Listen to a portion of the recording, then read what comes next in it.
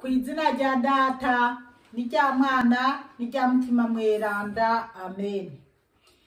Bene wacu dusangiye ukwemera muri Yezu Kristu, ndabaramukije mw'izina rya Yezu Kristu, nitugire Kristu. Dusabikanya ijambo ry'Imana riri muri Bibiliya mu gitabo ca Mwene Siraki ku kigabane cyaho cy'indwi kuva ku karongo ka 32 kugeza ku karongo ka 36. Ijambo ry'umutwe riravuga ngo abakene n'abari mu makuba, hereza ikiganza cawe umworo kugira ngo umuhezagiro wawe wuzure. Iteka gishikanwa niribe igikiriho cyose, ariko nicapfuye ntucime iteka. Ntugahe umugongo abarira babara hamwe n'abababaye. Ntugatinye gusuhuza umuntu agwaye, nkako kubera ibyo uzokundwa. Mu majambo yawe yose niwibuke amaherezo yawe, niho utazigera ucumura. Bene wacu muri Yezu Kristu, iri ni ijambo ry'Imana, dushimiye Imana. Alleluya, amen. Bana b'Imana, ijambo ry'Imana tugira tuzirikane, ijambo ry'umutwe riravuga ngo abakene n'abari mu makuba. Abakene n'abari mu makuba. Abakene batagira ibyo barya, batagira ibyo bambara, mbese abakene canke aboro turabumva neza baribo. Hanyuma hakongera ngo n'abari mu makuba. Abari mu makuba nabo nababa bapfishije, nababa bafise abantu bagwaye, umuntu akagwara hakagera igihe mbese nyene n'umuntu amugwajije bimurambira canke arambirwa, kuko umuntu arashobora kuba agwajije umuntu kandi ari atamuryango munini bafise, ugasanga umuntu amugwajije byari bikeneye ko ari we yoba ariko aramugemurira, canke bikenewe ko arima, bikenewe ko aja gusenya agateka akongera akagira iki, ibintu nk'ibyo. 32 rero haravuga ngo hereza ikiganza cyawe umworo, ngo hereza ikiganza cyawe umworo. Hereza ikiganza cyawe umworo, mbega ni kuramutsa umworo tiyambu? Oya, uko biri kose ukuri ni hereza ikiganza cyawe umworo, umuhereze ibyaja, umuhereze impuzu zo kwambara, umuhereze ibyo kurya, ibiharage, amateke, umuceri n'akanyama. Ugende mu isoko ugurire umworo akanyama, nawe ajya akanyama. Hereza ikiganza cyawe umworo, nuguha umuntu ashonje akenye ibyaja canke ibimugirira neza ku mubiri, ibimutungira umubiri, ibimwambika ku mubiri, kugira ngo umuhezagiro wawe wuzure. Ngo kugira umuhezagiro wawe wuzure, ni wagirira neza umworo ukamwambika cyangwa ukamugaburira, ngo kugira umuhezagiro wawe wuzure, n'Imana aho yicaye mu ijuru izobiri kiraraba ibyo uri kuragira, none Imana inezeregwe n'ibyo uri kurakora. Imana ishime ukuntu wewe ugirira neza aboro, ugaburira aboro, uteka ibyo kurya ukaza kubaraba aho bagwariye canke mu mapiriza aho bari.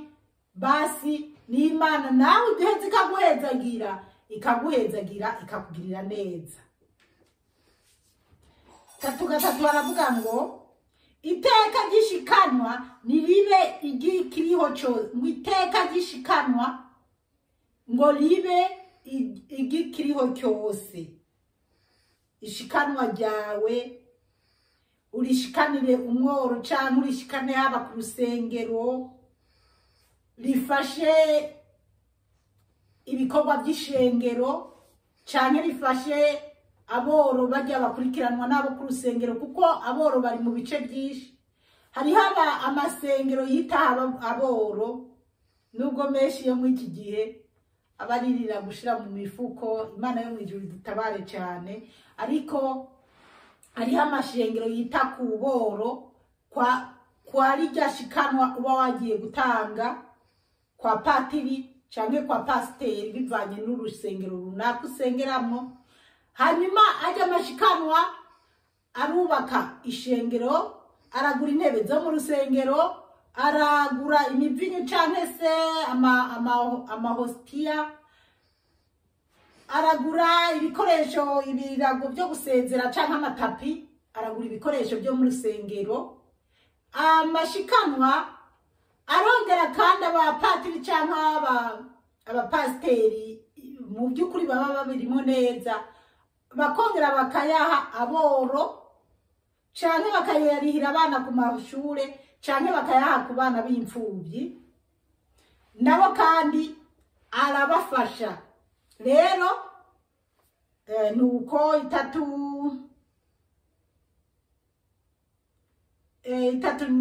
gatatu iteka gishikanwa niribe igikiriho cyose, ariko n'icapfuye ntucime iteka. Hanyuma iryo shikanwa ryawe uhaye watanze ku rusengero canke wahaye inkoro canke wagahaye abari mu gasho n'ibindi, ariko ijambo ry'Imana riratubwira ngo ariko n'icapfuye ntucimite, ngo n'icapfuye ntukimiteka.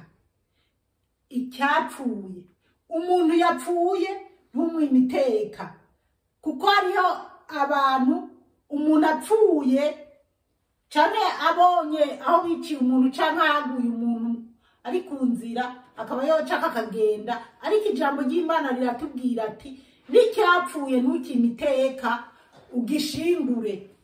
Ugishingure. Ibyo no bivuga mu buryo bwinshi, kuko hariho abantu bapfa bakabura babazika, hariho abantu bapfa bakabura babazika, cyane se umuntu nyene akagwa ku gasozi, buriya niyo koba kayabo ubonye aho kapfiriye kimbira ukazike. Rero umuntu, reka twivugire ku umuntu yapfuye, ni byiza ko umuiteka ukamushingurana iteka, ariko usibye ko hariho n'ibintu bimwe na bimwe bishobora kuba bakaza canke ntibakaze, ariko umuntu yapfuye bamushingurane iteka. Hanyuma kandi hariho umuntu ashobora gupfa nyene. Nje nahora mbona mu Kirundi kera baravuga ngo sha ngo yazitswe nk'utagira uwiwe, abandi ngo bamutaye ku gasozi. Hari nabo numvise, hari n'uwo numvise bigeze gusimbura ngo imbwa ziramuzura. Kubera iki? Yagiye guzikwa n'abatarabiwe, yarapfuye, abiwe ntibamuha agateka, abamubwiye kumuzika bapfa bimbe ko babonye baterera hejuru barigira. Nyumba imbwa ziragenda zirazura. Imana yo mwijuru dutabare cyane. Urumva rero nibyo tuzobibazwa. Hari ibindi binje mu mutwe bana b'Imana. Ubwo nyene reka ndabivuga. Bana b'Imana, ari umuntu ashobora kugwarira kwa muganga atagira abiwe. Dufate nk'umuntu basanze aharyamye kwibarabara yagwaye, bagira neza bakamushikana kwa muganga, canke se ugasanga nk'umuntu baramugonze, hanyuma bagaca umugonze agaca yiruka, noneho abandi bahegereye babibonye bakamufata bakamujana kwa muganga. Umuntu akagenda akagwarira kwa muganga atagira umuraba, atagira iki, akanduruka akanapfa, hanyuma akabura abamuzika. Rero ndazi ko hariho abantu bahora bafatwa mbiri bo mu abanyororo bakaba aribo baza kuzika umuntu yapfuye atagira uwumuzika. Rero murumva ko ni ibintu bitaba byoroshe, kuko umuntu naho yoba aguye mu bitaro by'Ibujumbura, abiwe bari mu misozi kure, birashakirwa ko haboneka abantu bava mu misozi se bashaka nk'Ibujumbura cyangwa se gusa ntibiba byoroshe, kuko hari nabo nigeze kubona, hari n'umuntu nigeze kubona umuntu yapfiriye ko kwa muganga aheka ikiziga mu mugongo agerageza kukijana ngo azoze kukishingurira n'iteka canke kugishingura. kuko hari n'abandi yobona umuntu apfuye akabona ntashoboye kumuzika agaca yiruka agaca ataho nyene. Rero jewe hari abantu tuzinanye ku bintu dukora ugasanga nkamubwira ati reka ndabivuga uku nyene.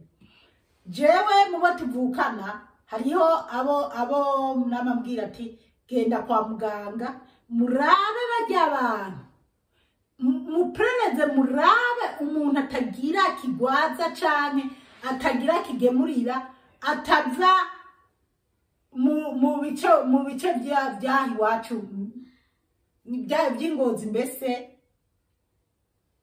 ati abari bo dushobora kugirira neza bakagenda bakabaraba bakabamenya koko ko batagira abantu babitaho. Abagira ati rero nyimba ari mu ndwi kabiri nyimba ari mu ndwi gatatu uzoza ugerageza uteka ibyo kurya umushira uzoza urambwira amahera uzoba wakoresheje kugira nzoze canke tuzoze turasuma utuntu tugende tubaraba. Rero hariho nk'abantu bashika noba nzi neza bashika babiri canke baranarenga wanashaka bamaze gupfa batagira uwo bazika. Rero nkumva canke se hariho nk'uwigeze gupfa kubera yaturuka mu yindi ntara atari Ingozi, bagatumiza akaboza kuzika bikagorana. Rero nkababwira ati nimwiyaranje murabe ukuntu uwo muntu yozikwa. Ego kuko hari n'ibyo nkora nabyeretswe n'Imana kubera nko mu gihe cyahera hariho umuntu ibyo byo nanabivuze hari n'igihe nama ndabivuga no mu ma audio ariko sinari bwatangure gukora gukoresha YouTube. Imana ikambira ati uyu n'uyu araza gutaha basi ntanamuzi ari uwo Imana yankoresheje ati hariho umuntu agwariye mu bitaro binibi agomba wewe nyine ugomba kumwitaho. Basi rero iyo uwo muntu rero yitavye Imana naho ndamukurikirana ndababwira ati genda mugurike ikireta n'impuzu hanyuma murondeze abo bafasha mugende bo mushingura. Rero bana b'Imana rero ibikorwa by'Imana ni byinshi tugomba gukorera Imana tukiri mu buzima. Ibikorwa by'Imana ni byinshi. Kwa muganga hariho abantu bahagwariye bababaye batagira kigemuri kandi wewe muri ibyo bice wanashaka uba hafi yo kwa muganga ntushobora kwiyumvira ngo uteke uduharage n'agatoke cyangwa uduharage n'agatsima wanashaka. Rega niyo twaba uduharage gusa tutagira inkozo ukaduteka ukatwahira ko isombe cyangwa utubogaboga wasa hariho hose utugemurira umuntu kwa muganga kubera utubogaboga turimwo tukamuzanira amaraso mu mubiri mbese tukaba twamugarurira n'ubuzima. Erega indya turya nizo zirimwo n'imiti tuvura. Nzobigaruka ku kindi gihe ariko burya ibyo kurya byo turya birimo n'imiti tuvura. Ukaba utoza kukura umuntu ari mu bitaro. Iri jambo rero twariko niri rivuga ngo ariko nicapfuye ntucime iteka. Umuntu yapfuye rero tumuha iteka. Ntukarabe ngo umuntu yapfuye ngo basi hari n'abamwe imiteka akinahumeka. Nyimba Imana itubwiye ngo nicyapfuye tugiteka. Kubera iki mwisi hariho n'abantu bahohosha abantu bakiri mu mubiri. Cyane imiryango igasaba ati nimumuhohoshe aveho kuko ararushe cyane araturuhije. Ibyo Imana ntibyemera. Bani muri mu bihugu byo hanze umuntu niyagwara akageraho wipfuza ko yopfa akavaho canke wo mudendura ugasaba abaganga bakamudendura. Ntuzobigire kuko uzoba uri kuranyuranya n'itegeko ry'Imana, uzoba uri kurahohosha ubuzima bw'umuntu utaremye. Rero umuntu akiri mu mubiri muhiteka ibiganza byawe ugenda unamurabe mbese ntakayipfire hanyuma umushingure uwo muntu yapfuye umuhiteka. 3 na 4 havuga ngo ntugahe umugongo abarira, ngo ntugahe umugongo abarira kuko bapfishije oca utwenga. Hariho abapfisha abandi bagaca batwenga bakaja no kunywa bakanezerwa kuko hariho abapfa barozwe canke nakagapfa kubera ko yahora yiyambarira neza ngo si wapfuye byakurya yuko yajya neza canke yigiriye hanze canke agize iki. Nubwo ntanze akarorero kuba ari hanze no mu gihugu, ibyo hanze nibisanzwe. Ntuzohabuke rwose ngo ntugiye hanze canke ntugize iki. Aho uri hose uraha icyubahiro Imana. Babara hamwe n'abababaye, ngo babara hamwe n'abababaye. Aha kuri 3 na 4, ntugahe umugongo abarira, babara hamwe n'abababaye. Ubwo rero ubabare hamwe n'abandi bababaye, ntukabaha umugongo ngo unezerwe nuko abandi bababaye, kuko nawe ejo uzobabara. Kandi niwe babara uzobwe ukeneye abo guhoza canke abo gukubitirako. Urazi gupfisha ukabura n'umuntu akuremesha canke akubwira ngo mpore. Imana yo mwijuru dutabare cyane. 3 na 5 havuga ngo ntugatinye gusuhuza umuntu agwaye, ngo ntugatinye gusuhuza urwaye. Abantu ukaba watinya kuramutsa umuntu ari mu bitaro canke kubera ubona yagwaye akagera kure, ukumva bitinyitse. Binyibutsa nkiri muri Tanzania. Nkiri muri Tanzania naratinya kuja ahantu hegereye abagwayi ba sida, nkaraba ingene bameze, nkumva n'ubwoba, nkumva sinohegera. Mugabo nyuma byarageze aho biramvamo ku buryo nanateka injya nkagenda kubagemurira. Nkako kubera ibyo uzokundwa, nkako kubera ibyo uzokundwa. Reka nababwire, nibanga rikomeye cyane, nibanga rikomeye cyane. Ngo nkako kubera ibyo uzokundwa. Imana izogukunda kubera waragiye kuraba babandi bagwaye, waragiye kuraba abababaye bari mu gasho. Hariho umuntu apfungirwa mu gasho arenganijwe atakibi yakoze kabisa, agapfungwa kagaheramo, agapfungwa neza. Mugabo hageraho bakamurekura bivanye n'Imana. Ariko burya mu gasho, burya abantu benshi bapfunzwe baba bazize ubusa, batanzwe na bagenzi babo. Rero nabo bapfunzwe tubabarane. Kabone naho yaba yaranapfunzwe azize amakosa yakoze, ibyo wowe ugomba kumuraba, ugomba kumugirira neza, kandi Imana irabona ko wagize ikiza.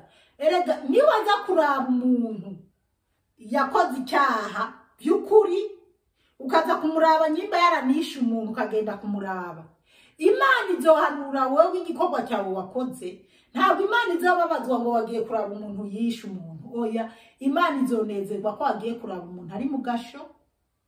Imana izonezerwa yuko wagiriye neza umuntu.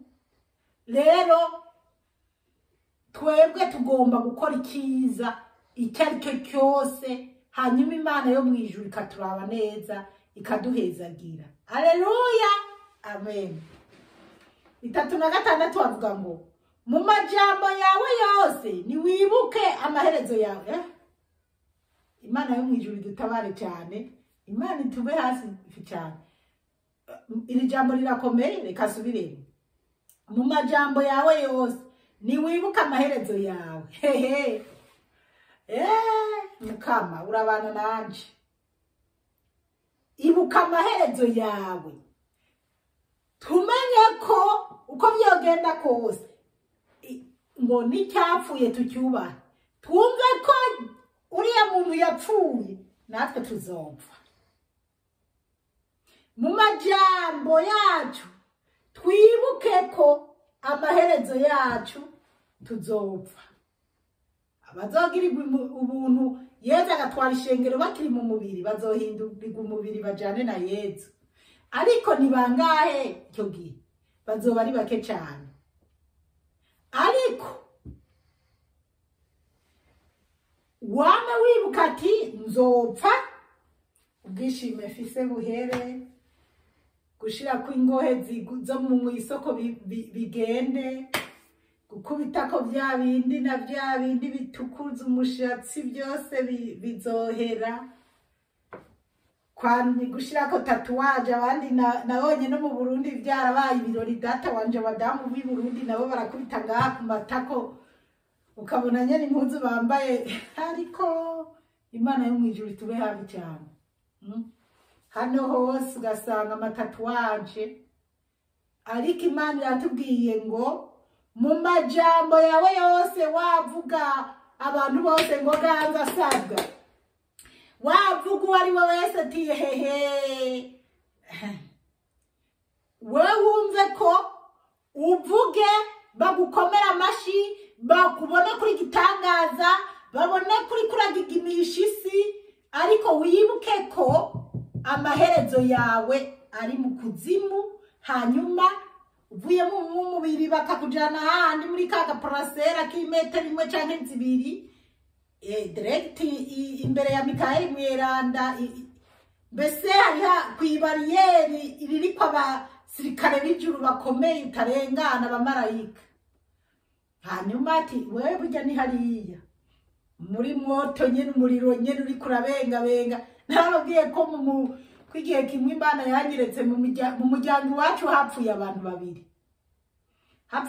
babiri. Umwe yarapfuye, narose mbona umuriro mwinshi bitari bimwe niko ndabona kwa Babutine muri Ukraine. Mugabo nabarekuriye y'umuntu mbona umuriro musamiye mu kirere. Yewe narahiye neza. Nazanza mutena Mana, ibi bintu neretswe nibiki. Hanyuma abukeye ndasenga Imana, nuguruye telefone numva musanga muri groupe y'umuryango bampamagaye bambutse. Mugabo nyuma mbona bashizemo message tujya rero nakavyarangiye. Basi ndavuga Mana, uyu muntu yagiye mu ijuru, yagiye mu muriro.